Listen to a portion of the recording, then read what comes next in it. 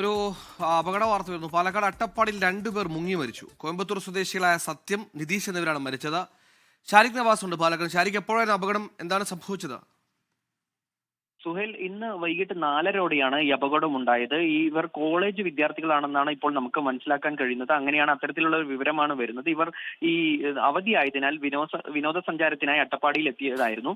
അപ്പോഴാണ് ഭവാനിപ്പുഴയിൽ ഇവർ രണ്ടുപേരും കുളിക്കുന്നതിനായി ഇറങ്ങിയത്. രണ്ടുപേരും മുങ്ങി താഴുകയായിരുന്നു.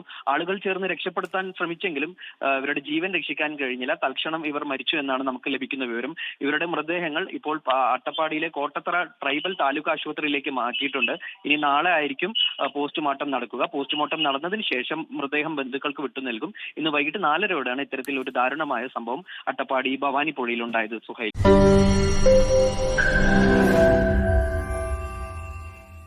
ലോകത്തെവിടെയായാലും ഏത് സമയത്തും 24 വാർത്തകളും ഓഗ്മെന്റഡ് റിയാലിറ്റി പാക്കേജുകളും എക്സ്പ്ലെയിനറുകളും വിശദമായി കാണാൻ ഞങ്ങളുടെ യൂട്യൂബ് ചാനൽ നിങ്ങൾക്ക് സബ്സ്ക്രൈബ് ചെയ്യാം.